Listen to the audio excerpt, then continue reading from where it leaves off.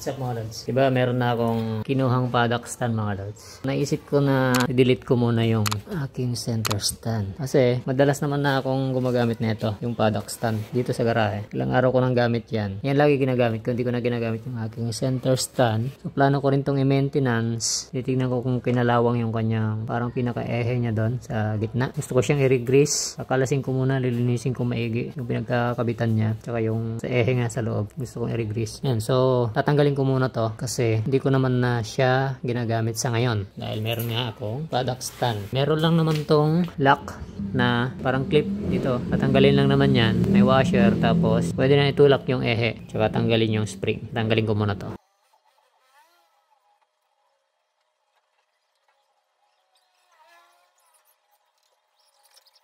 Yan. May lock lang tsaka washer spacer. Tapos pwede na natin itulak.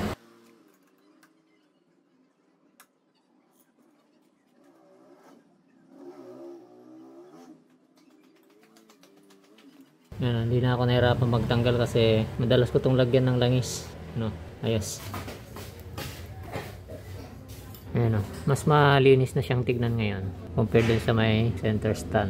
Hindi naman necessary na tanggalin yan, pero kung may paddock stand ka naman ganito at lagi ka nakapaddock, mas maganda tanggalin na lang center stand. Malilinis ko na rin yung center stand na 7 years old since pagkabili ng motor. Hindi ko na nalinis to. Yan, namahay na yung lupa-lupa. Pwede nang taniman ng kamote.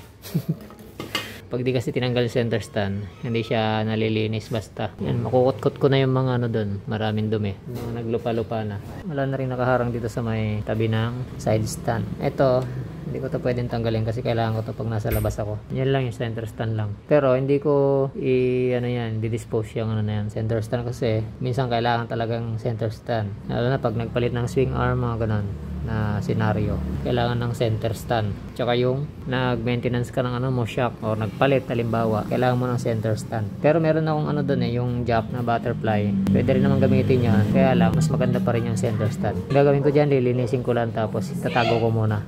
Mas malinis tignan kung wala yung center stand. Ayan, side stand na lang yung nakikita.